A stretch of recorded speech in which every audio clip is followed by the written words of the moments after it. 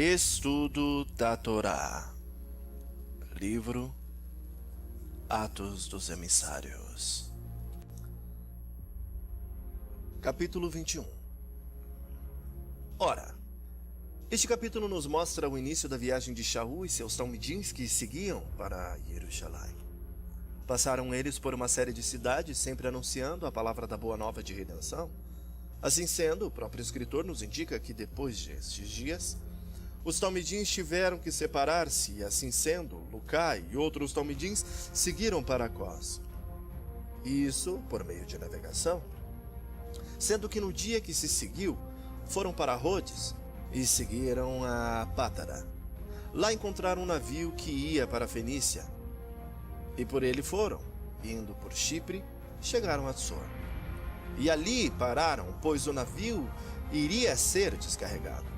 E ali ficaram por 7 dias, pois haviam encontrado a outros talmidins, e todos criam, através do Ruá, que Shaul não devia subir a Jerusalém. Mas não puderam lhe convencer. Passados os 7 dias, levantaram-se e partiram. E foram com eles aqueles seguidores, tanto homens quanto mulheres e seus filhos, e foram para fora da cidade para despedir-se da comitiva de emissários. Ora, ali oraram de joelhos e clamaram por Shaul. Saindo dali, fizeram a sua última parada antes de seu destino final. Chegaram eles a Ptolemaida e, cumprimentando aos seus amigos, ali ficaram ainda por mais um dia. Era quase que se estivesse esforçando-se para não ir ao seu destino, pois bem sabiam dos boatos que corriam sobre Shaul, e de que como ele mesmo fizera a muitos inimigos por causa da palavra. Bem sabiam que, infelizmente, seu destino não seria menos sombrio do que o de outros profetas, que por tantas vezes anunciaram a mensagem de longe. Despedindo-se então deles, depois desses dias, foram então para Cesareia. Lá entraram na casa de um certo arauto, o pregador, chamado Felipe. Ele mesmo tinha 4 filhas, e sendo todas elas virgens, receberam o dom da profecia. Por ali ficaram por muitos dias, quando repentinamente chega a eles um navio de Judá. Ele mesmo já havia sido apresentado aos Yehudins Mashuat, quando em um encontro ele profetizara que grande fome iria abater-se sobre Israel. Seu nome era Ágabo. Assim sendo, ao chegar ele, aproximou-se dos talmidins, possivelmente o próprio Shaul não estivesse com eles. E então, de surpresa, Ágabo pega o cinto de Shaul e com ele amarra suas mãos. Ele mesmo não sabia de quem era tal objeto, mas mesmo assim profere a sentença que iria fazê-los ficar estremecidos. Dizia ele: assim diz o Ruá HaKodesh, da mesma forma amarrarão em Jerusalém o dono dessa cinta e o entregarão nas mãos dos goíns.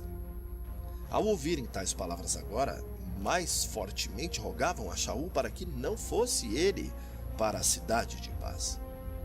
Que dilema! Bem sabia Shaul que sua missão poderia encerrar-se ali.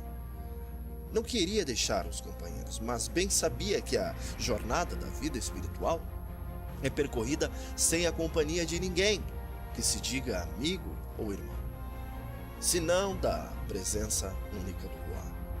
E isto acompanhado de uma série de problemas, perseguições e tribulações, mas bem sabia também do que o aguardava na vida vindoura. Muitos ainda se questionam o que vira Shaul para que tão ardentemente seguisse esse caminho para a morte, deixando para trás todos os seus interesses próprios.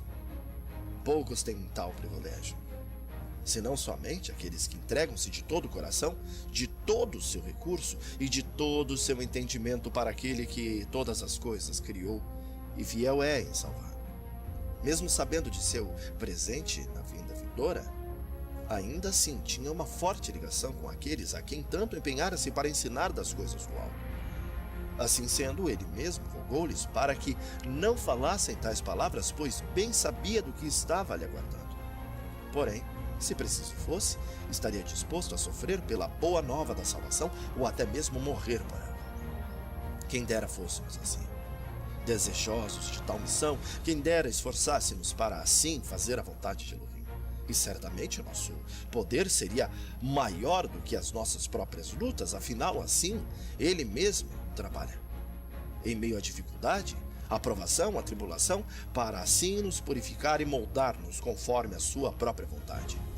Depois de tais palavras aos talmidins, perceberam que qualquer tentativa de fazer com que Shaul desistisse de tal propósito seria inútil, e então entregaram essa situação nas mãos do próprio Hashem.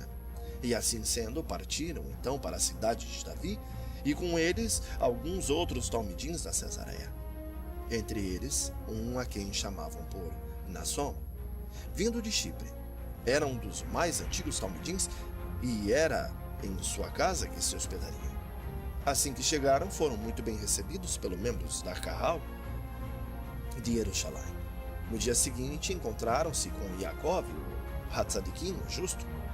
Este era chamado assim, pois o próprio Yeshua assim o chamava, pois de fato era muito zeloso para com as responsabilidades espirituais. Muitos afirmavam que ele era irmão de Yeshua, mas aqui na conotação espiritual. A ele foram concedidas informações valiosíssimas concernente às coisas do mundo espiritual que nenhum dos outros talmidins receberam. Fora o suposto escritor dos livros Apocalipse de Yaakov, bem como o Proto-Boa Nova de Tiago, ambos apócrifos erroneamente não reconhecidos no cânon sagrado das Escrituras, fora ele posto como líder da Kahal em Jerusalém pelos companheiros, e assim sendo, permaneceu. Nesse dia não só Yaakov, mas todos os anciãos vieram para receber a Shaul. E assim sendo, muitas das maravilhas operadas por Elohim entre os goïms foram postas em testemunho. Então exaltaram e louvaram o nome do Eterno. Comentaram então a Shaul sobre a grande quantidade de erudins, mesmo fora de Jerusalém, que guardavam a Torá. Ora, nunca fora do intuito de Shaul desmerecer, nem muito menos ir contra o que a própria Torá os ordenava. Pois ele mesmo era da classe farisaica, assim sendo, estudioso convicto da lei. Porém, boatos eram espalhados por Yehudins mal intencionados que bem sabiam que a única maneira de parar o ministério imposto por Yeshua a Shaul era a de colocar intrigas e boatarias entre os novos seguidores, bem como também a desmoralização entre os ortodoxos e mais experientes no estudo da Torá. Por isso, muitas de suas palavras foram deturpadas e ocultadas, assim como o nosso mestre havia profetizado, quando disse que, havendo as pessoas guardado ou ocultado, deturpado as palavras do mestre, assim também seria com os seus seguidores.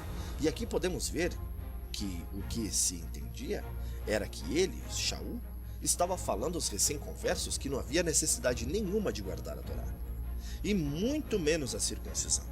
Indo completamente de encontro ao que diz a Torá, mesmo Yeshua foi acusado, e ainda o é, de abolir a Torá. Torá que ele mesmo criou, para o nosso bem-estar e segurança. Tirando-se a Torá, a moralidade cai como que em feito dominó, e uma sociedade deturpada. Assim sendo, o que de fato ele mesmo houvera ensinado é que, para muitos Yehudins, ou todos, ao contrário de nossa cultura, a leitura da Torá não é uma obrigação, mas sim um privilégio. Sendo assim, para que um ser humano tão impuro e pecador pudesse tocá-la, precisaria primeiro seguir os procedimentos da mikveh, ou purificação, circuncisão, Brit Milá, e então passar pelos processos de proselitismos, para só então ter acesso às Escrituras. Acontece que muitos dos que estavam sendo conversos não haviam passado pela Brit Milá. Portanto, para os ortodoxos, para eles as leituras de tais Escrituras seria uma verdadeira afronta. Mas os Yehudins Mashuot sabiam e sabiamente entenderam que para tal aprendizado não era necessário a utilização da circuncisão, mas somente a abstinência da carne oferecida a ídolos ou terafins, bem como a ingestão de sangue e também as imoralidades sexuais. Assim sendo, poderiam muito bem continuar os seus respectivos estudos. Tal boato fora tão bem arquitetado pelos inimigos de Shaul que o próprio povo de Jerusalém queria matá-lo. Portanto, recebera ele o seguinte conselho: que acompanhasse 7 moços que iriam se abster do contrato de navirato, ou nevirato, ou nazireu. Para tanto, era necessário a eles fazerem um sacrifício e também pagar uma taxa ao templo. Ora, que Shaul então pagasse tal taxa e fosse visto no templo, e todos veriam que ele ainda praticava a lei. E, portanto, serviria de prova que iria contra os boatos que se seguiam. Porém, enquanto estavam quase a terminar as cerimônias, alguns Yehudins que vieram também da Ásia, por ocasião das festas sagradas, também estes viram a Shaul no templo e, ao verem, também o reconheceram. Por isso lançaram-se contra ele. E também alvoroçaram os outros Yehudins, pois que diziam que era ele quem estava pregando uma falsa doutrina por toda a região da Ásia, que ensinava contra todas as coisas ditas pela Torá e contra Jerusalém, como se esta artimanha não fosse usada pelo próprio inimigo de Elohim. Pois, quando ainda suspenso das hostes celestiais, este alvoroçou todo o reino, afirmando que Hashem era deveras injusto e assim pregando contra toda sorte de maledicências e mentiras contra o nosso Criador, contra o Criador de todas as coisas. Assim também fizeram tais talmidins, possuídos por tais ruás de discórdia e leviandade, ainda acusavam a Shaul como se tivesse inserido os arameus no templo, assim profanando. Pois tal presença de goíns para eles, essa presença era e seria uma grande afronta. Isso porque viram juntamente com Shaul a Trófimo de Éfeso. Tal balbúrdia espalhou-se por toda Jerusalém e assim eles mesmos discutiam e competiam entre si para afirmar sua culpabilidade ou inocência. Agora era Shaul brutalmente achincalhado por seus patrícios e arrastado para fora do templo, pois nem sabiam que tal ato de violência traria a ira de Elohim contra eles mesmos, e ainda julgavam como não sendo puro para ali permanecer. Enquanto tentavam matá-lo por linchamento, chega então um juiz para verificar tal caso, pois assim tinha ouvido falar que a discórdia imperava na cidade. Fora ele o mais depressa possível para lá, pois bem sabia que qualquer movimentação brusca em qualquer parte da Judéia seria mais do que suficiente para ressuscitar, na verdade, um ataque maciço de Roma. E assim, fora ele também uma quantidade de soldados, ao verem os agitadores na presença do juiz e seus soldados, cessaram o espancamento. Agora Shaul fora amarrado e algemado pelos policiais e estava sob a proteção do juiz, que, aturdido com tamanha movimentação, indagou o porquê daquela cena brutal. Ora, a própria multidão não sabia ao certo o que estava acontecendo e muito menos quem era Shaul. Portanto, fora ele encaminhado para a fortaleza. Enquanto isso, a violência macabra não cessara, tanto que os soldados tiveram que intervir, pois do contrário seria ele assassinado ali mesmo. Ao encaminhá-lo para a fortaleza, eis que o próprio Shaul pede a palavra ao tribuno, e aqui temos 2 fatos totalmente extraordinários. O primeiro é que, em todas as versões atualizadas, nessas versões atualizadas hoje, temos que o tribuno questiona a Shaul sobre o seu domínio com a língua helênica ou grega, mas de fato não faz o menor sentido, visto que o Império Grego já havia caído há muitos anos antes, e de que agora o império detentor de tal hegemonia era o romano. E por assim sendo, levantava-se então não a linguagem grega, mas o latim. Mas é sabido, e isto é comumente corroborado por diversos historiadores, que a língua mais falada em Jerusalém e em toda Yehudá era o aramaico. Portanto, o tribuno não lhe questiona sobre o domínio do dialeto helênico, mas do aramaico. Outro fato surpreendente é que todos os prosélitos ocidentais de nossa era creem veementemente que todos os heróis da história judaíta eram pertencentes à raça branca, o que não faz o menor sentido, pois que desde as condições climáticas até as provas mais cabais aplicadas pela arqueologia dão conta de que verdadeiramente os egípcios eram vermelhos para negros. Ora, os etíopes aparecem, como descrito nas escrituras sagradas, como povo da pele lustrosa, ou seja, uma cor excessivamente negra.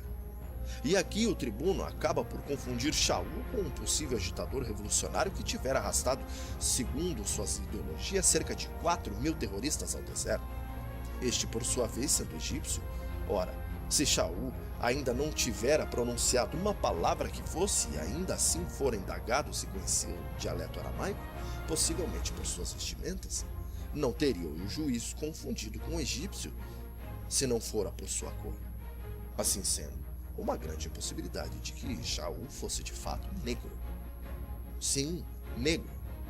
Ao passo de que o próprio Shaul adverte que ele mesmo, em verdade, era também um Yehudim, porém que fora um cidadão de Tarso, é uma cidade esta da atual Turquia, localizada na região histórica da Sicília, hoje província de Mersinha, a 15 quilômetros de distância de Mersinha. Fora uma cidade erigida e fundada por Senaqueribe após a guerra contra os gregos, após a invasão helênica.